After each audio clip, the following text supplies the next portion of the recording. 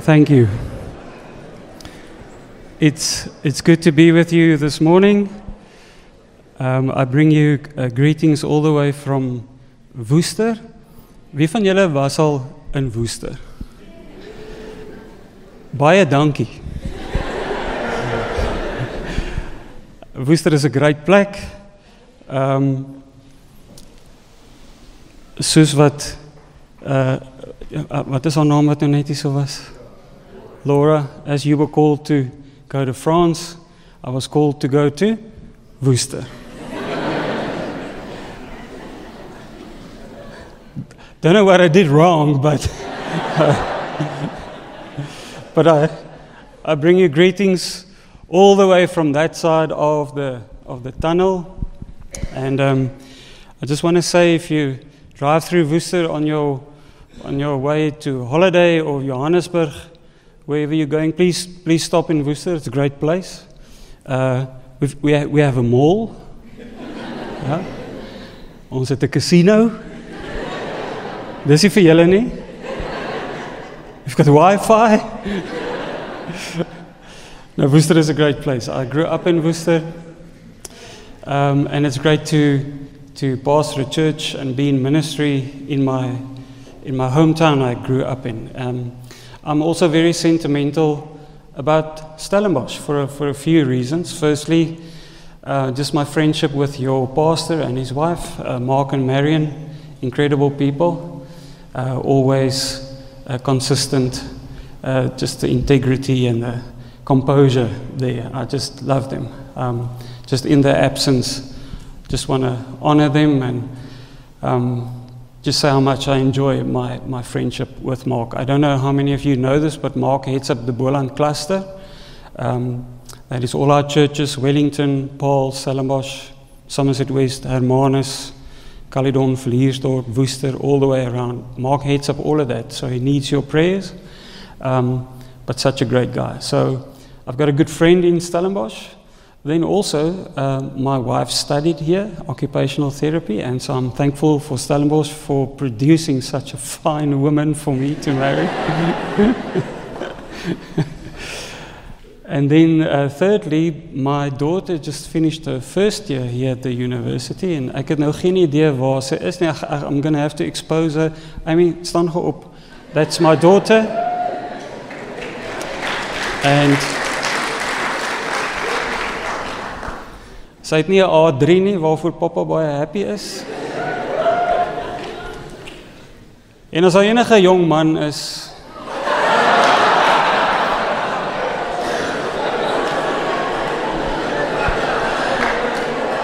wat nou so gekyk het daar na Amy se kant toe. I am the way, the truth, and the life. No one comes to my daughter except through me.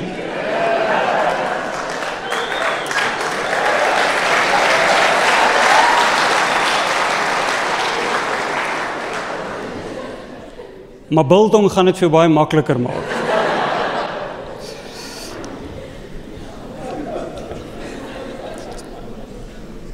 Good, let's pray. Father, thank you just for your presence. Lord, thank you that you speak to us. When we open our Bibles, we don't open the magazine, we don't open the newspaper, we open the Word of God. And when we do that, you speak to us. Jesus, you are the Word that became man, that became flesh, dwelt among us. And so when we open our Bibles and when we read, we encounter Jesus. And may it be like that for everybody in this morning. Thank you that you speak to us, Lord. We open our hearts and our minds. In Jesus' name, amen. This morning I'm going to speak on your theme, Chosen. My particular bit is Holy People. 1 Peter 2 verse 9. Can we read it out loud together? Is it there for you? Let's read it. But you are a chosen race, a royal priesthood, a holy nation, a people for his own possession, that you may proclaim the excellencies of him who called you out of darkness into his marvelous light. I think you'll hear by my accent that English is not exactly the tongue of my mother. En ek het daai stukkie nou so mooi in Engels gelees, ek het dit geoefen heel week, en ek is seker van my Engelse juffrou wat ek op skool gehad het, sou nou baie trots gewees het op my. Today we're going to focus on the holiness aspect of this verse. Of course, it's one of the flagship identity verses. The new identity we receive in Christ when we become Christians, when we follow Christ. We are chosen, God chooses us, and when we respond in faith, we become His children. We are a royal priesthood. Royal for the specific reason that our Father is the King, and we're a priesthood. We can enter the presence of God. We don't have to sacrifice animals any longer. The veil is torn in two, and so we bring a sacrifice of praise, and we can have free access to the presence of God. Please look at the person next to you and just say to them, can I remind you that you are royal? So start behaving like that.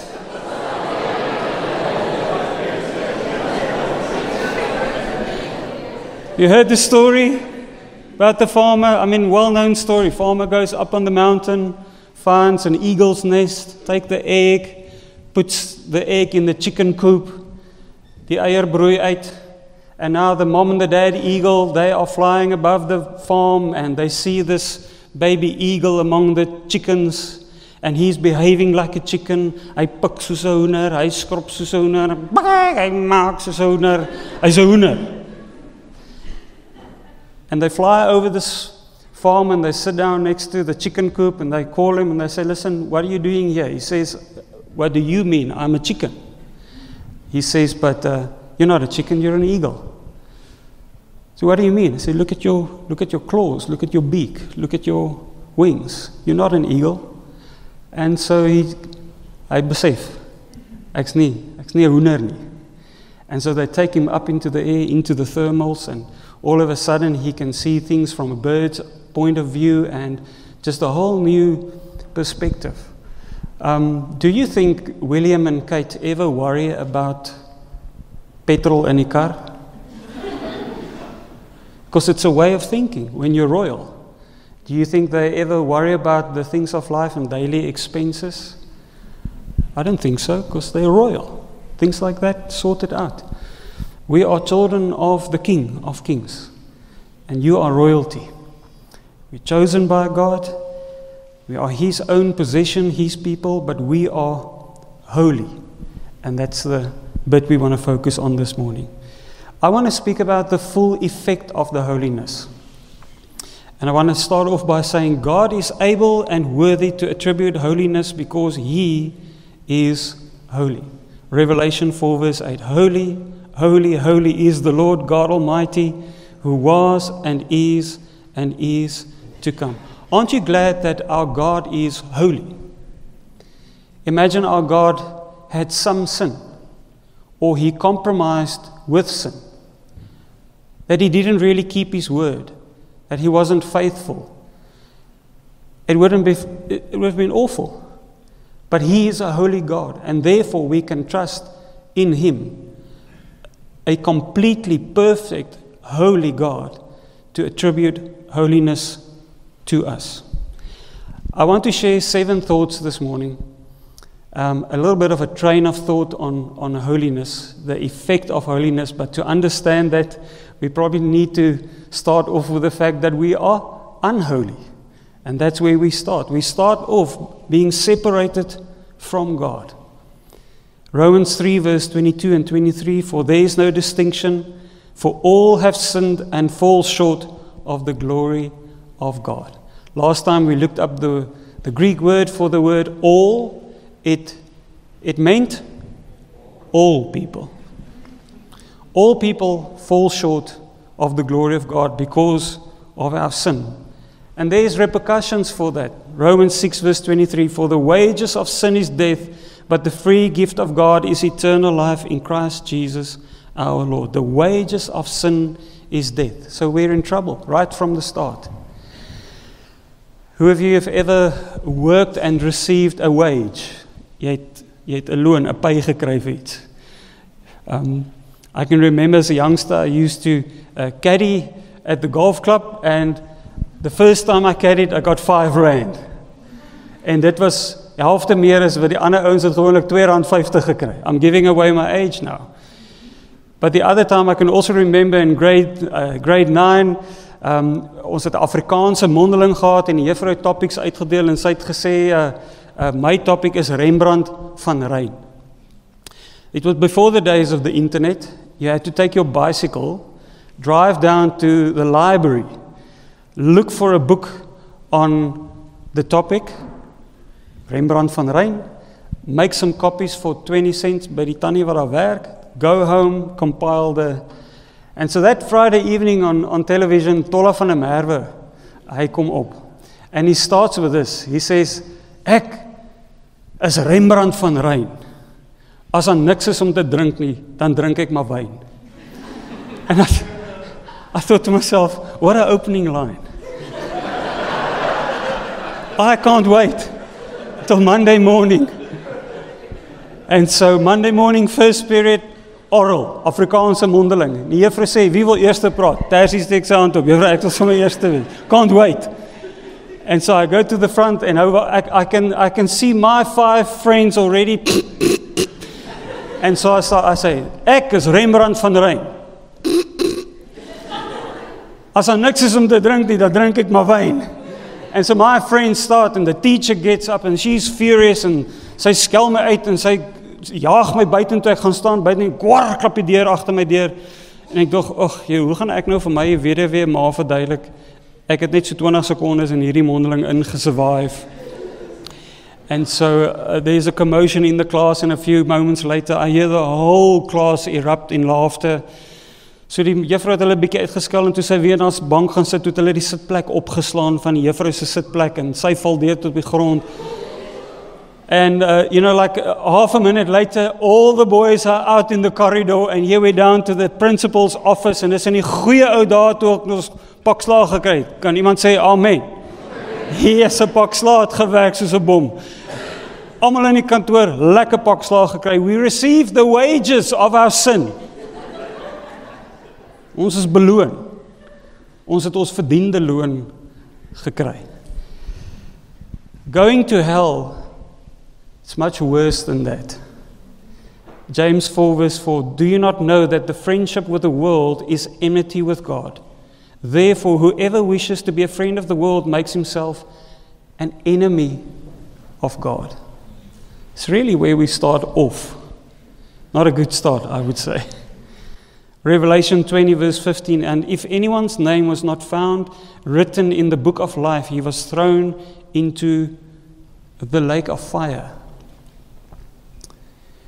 I'm not insulting your human rights when I just say to you what the Word of God says about your eternal future if you're not in Christ, which is the eternal fire, paying the wages, receiving the wages for your sin. Just turn to the person next to you and just ask them, are you still okay?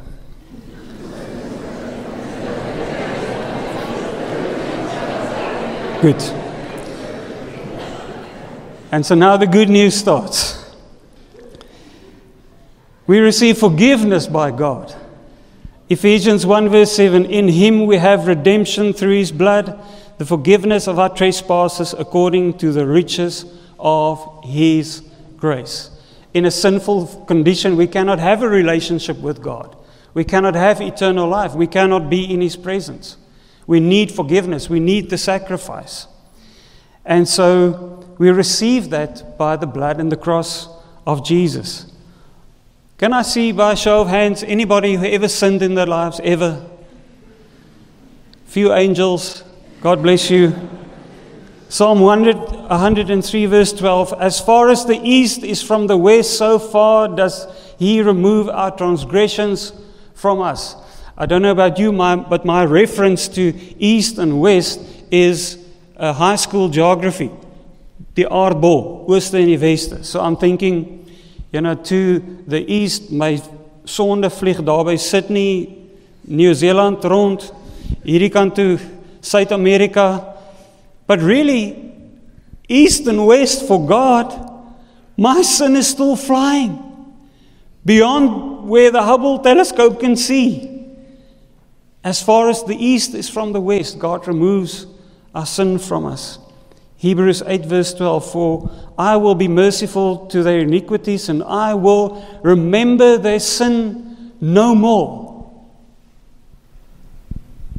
You know, sometimes we come before the Lord and we say, Lord, I remember my sin. I think back to the things I did wrong and the missteps I had in life, and God says, what are you talking about? I remember them no more. Can you begin to understand that when God attributes holiness, that's what it means. Complete forgiveness. He separates our sin from us.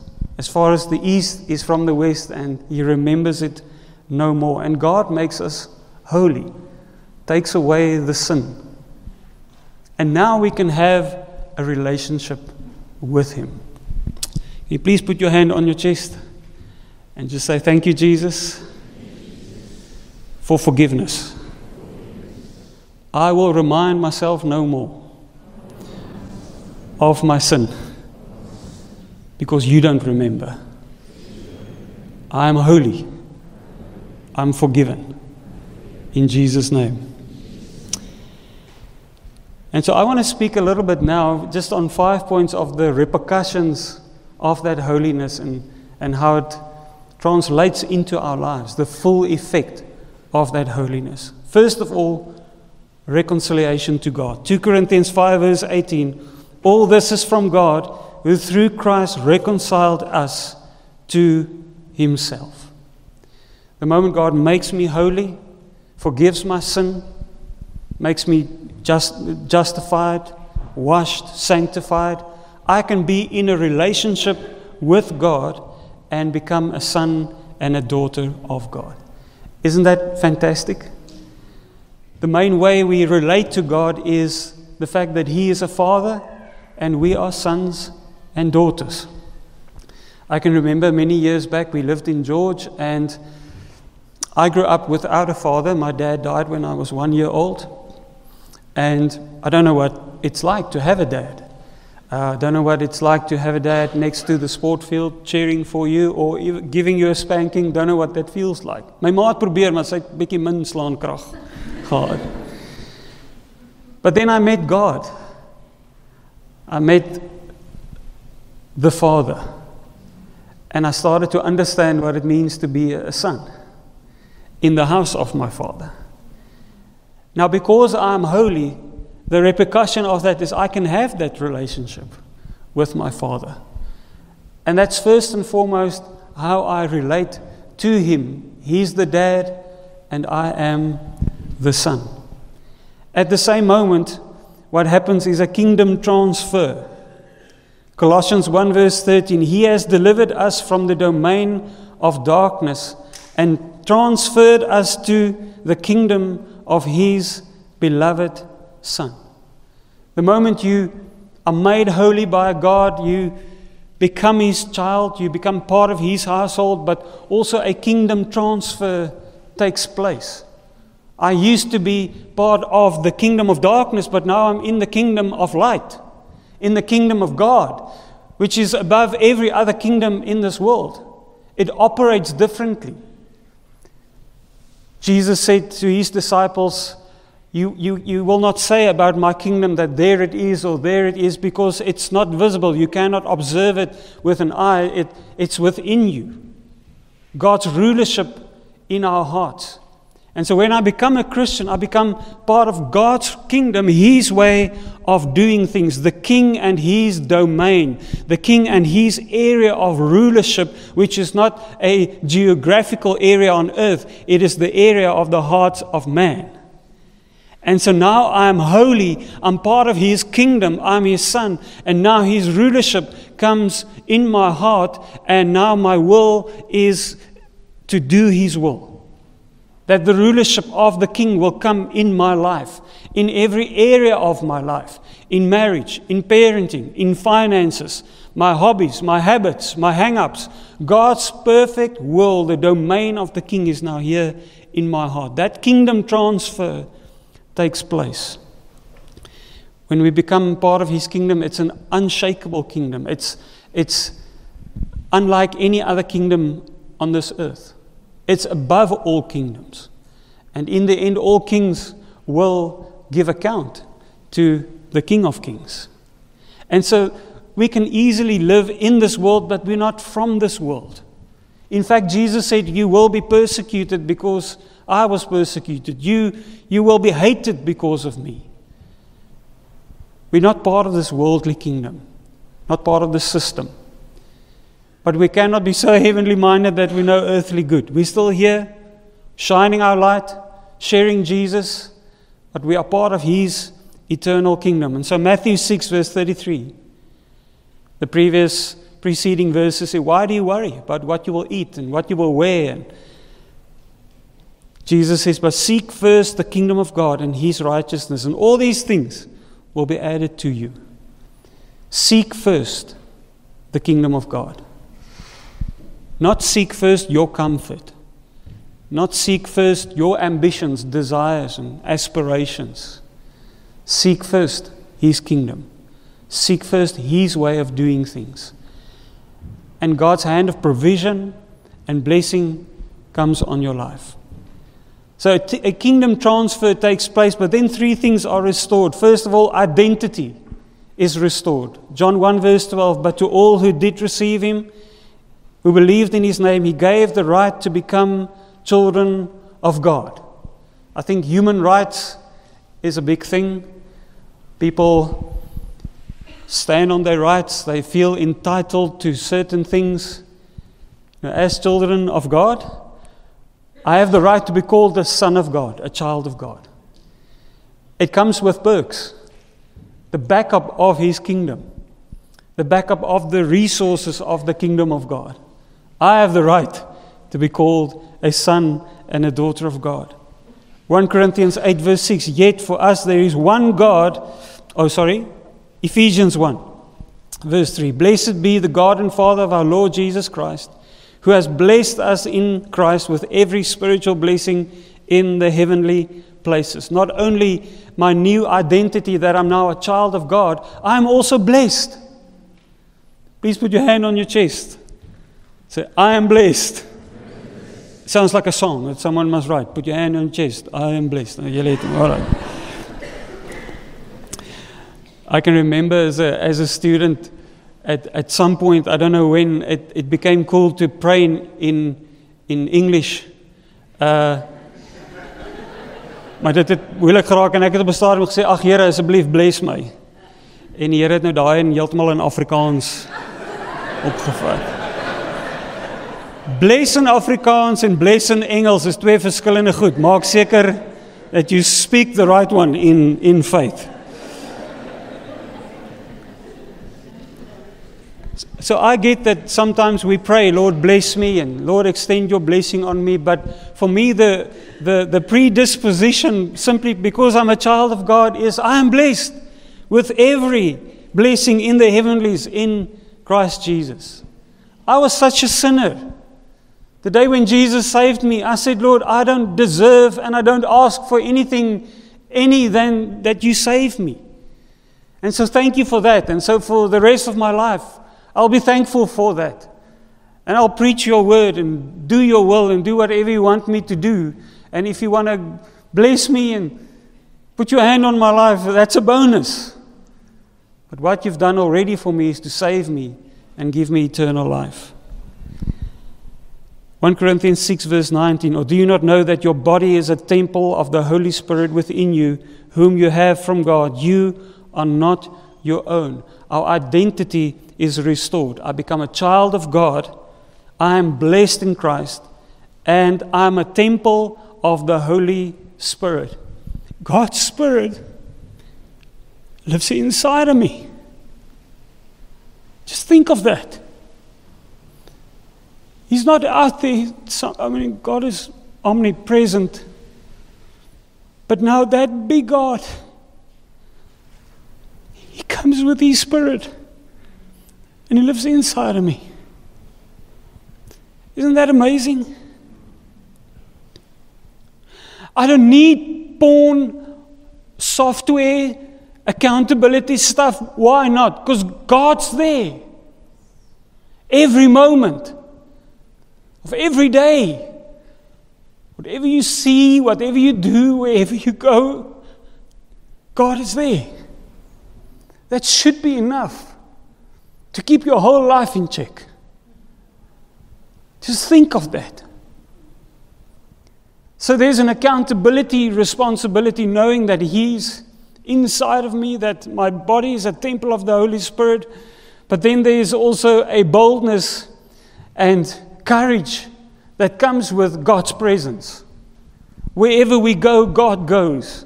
And hopefully wherever we encounter people, they will encounter Him. You know, ask yourself, the last time someone encountered you, did they encounter Jesus? Or did they encounter me?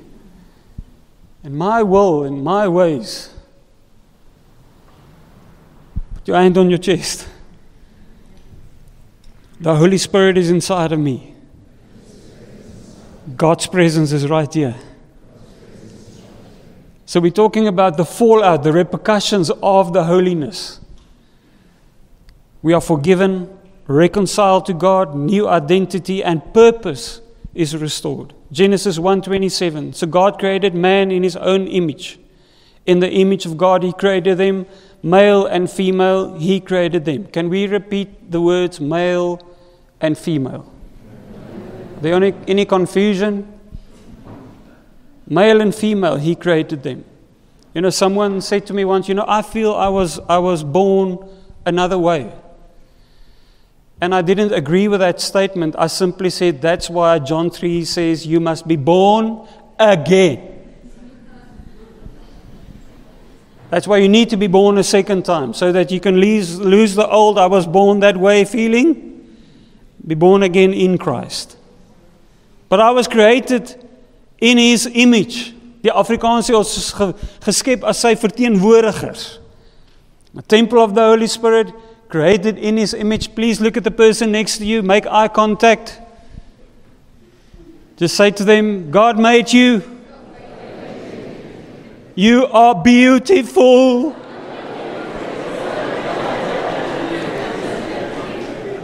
Keep looking, keep looking. And just say, thank God I don't look like you. Just joking.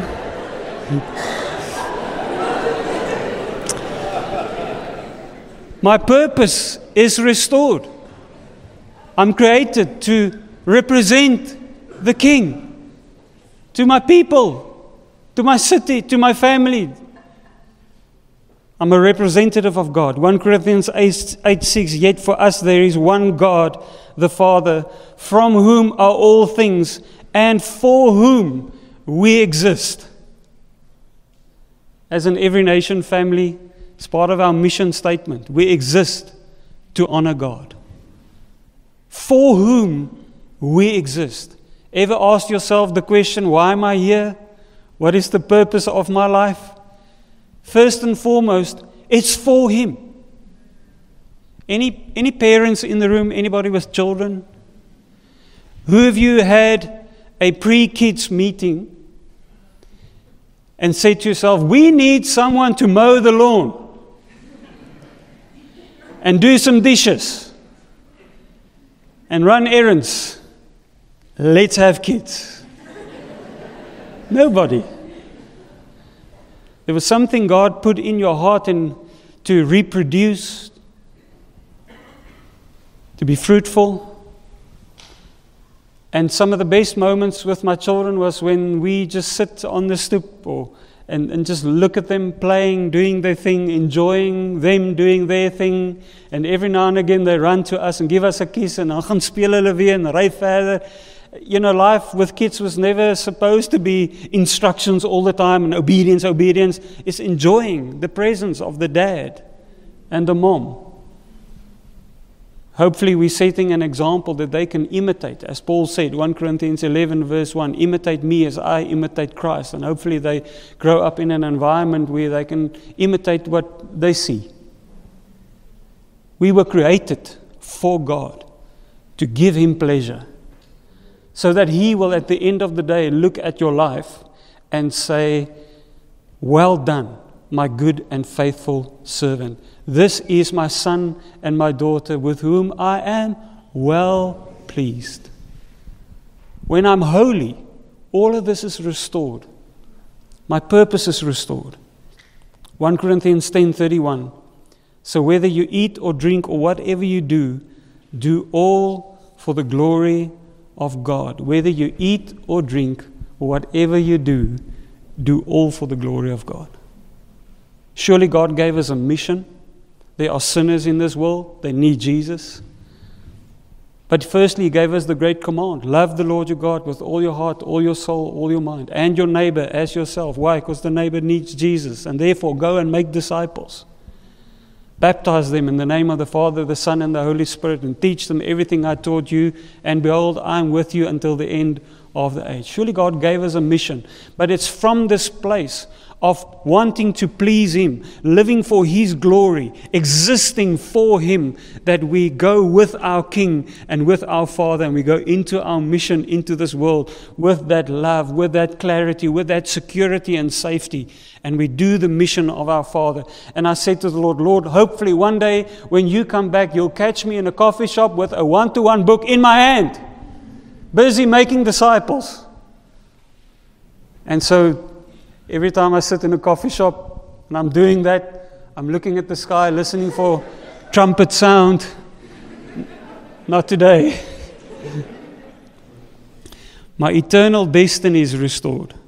John 3 verse 16, for God so loved the world that He gave His only Son, that whoever believes in Him should not perish but have eternal life. Have you thought about eternity and how long it is? My suspicion is that too many people are trying to live the best life now. I think there are books like that. Please don't be offended if you wrote that book. I don't want my best life now. It's going to be hereafter. It's going to be my best life. It's going to be with Jesus. When you think about eternity, do you also get that funny feeling in your tummy? Vir ewig en ewig en ewig en ewig. When does that end? See, the moment when the end of your life arrives, or when Jesus comes back, it's that moment where the temporary transitions into the eternal. And there's no turning around. But for us who are in Christ, made holy, restored in identity and purpose, that eternal place is secure. Isn't that good to know? That was my biggest fear when I was a youngster. I gave my heart to the Lord at the age of 16. I was so afraid of going to hell. And I don't think that's a wrong way to get saved, because that's your reality. Jesus saved me from all of that. And now I have peace in my heart, that I know God and that I will be with Him for eternity. Jesus said, this is eternal life, that they know you, the Father. So we already have it today. It will translate into eternity. I want to end off with 1 Peter 1 verse 14 to 16. Of course, there's a practical component for us in this day and age, maybe, from an eternal perspective, from God's point of view, we're made holy, but who of you know that sometimes we still struggle a sinful thought, a sinful word and attitude, and sometimes walking the straight and narrow is a little bit difficult. 1 Peter 1 verse 14 to 16 says, as obedient children, do not be conformed to the passions of your former ignorance, but as he who called you is holy, you also be holy in all your conduct. Since it is written, you shall be holy, for I am holy. I want to encourage you this morning. as we wait for the King of Kings to come back, so that we can be with Him for eternity. Guard your holiness. Walk the straight and the narrow. Do it God's way. There's no better way. Stay away from sin. If you do sin, confess it before the Lord and repent. Don't fall into habitual sin. When He comes back, we'll face Him with confidence. This morning I want to ask you, which one of these 7 did God highlight for you this morning? Let me just recap. We are separated from God. We receive forgiveness by God. We are reconciled to God. A kingdom transfer takes place. Identity is restored. Purpose is restored. Eternal destiny restored. As you listened to this word this morning, which one did the Lord highlight for you? What did He say to you this morning? And I want to ask you to just turn to one another, just under your breath, whisper, and I want to give you 2 minutes just to say, what did the Lord say to you this morning? Can we do that before we pray and close? Ready, steady, go.